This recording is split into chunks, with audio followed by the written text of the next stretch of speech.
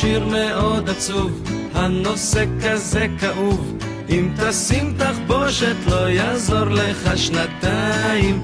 הגיבור של הסיפור, להגיד אותו אסור, נגלה רק שהשם שלו כמו אפרים.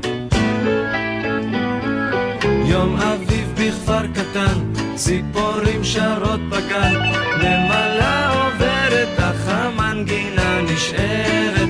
בחצר נולד תינוק ומיד התחיל לצעוק, לא קוראים לי אפרים, שמי גוליית ולא אחרת.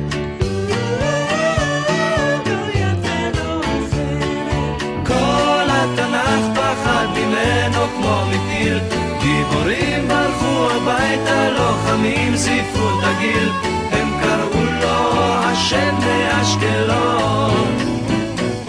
בגנון אמר שלום, ילדים עברו לדום, בן 5 וכבר הספיק להביא הביתה סלע, התאמן כל יום שעות ולהפריע לחיות, יש אומרים היה לו קול נמוך מים המלח.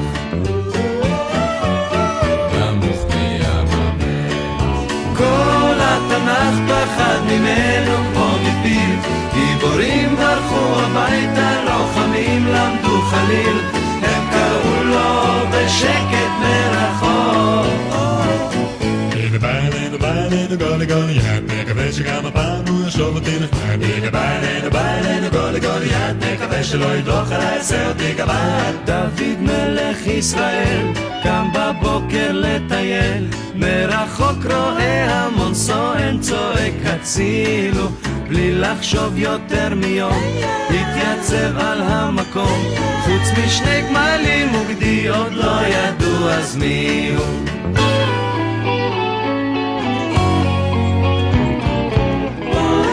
גוליית נחמד, שפץ לי על כף היד, ככה מדברים, שאל גוליית באשקלוני. דוד מלך התעצבן, ארוגתקה תנגן, אבל לעברו ירק עלה לו בול בפוני, קלה לו בול בפוני. כל התנ"ך אמר תודה והתרגש, אם תרצה להיות מלכנו תתקשר מחר ב6, ומאז לא שמעו אותם אומרים.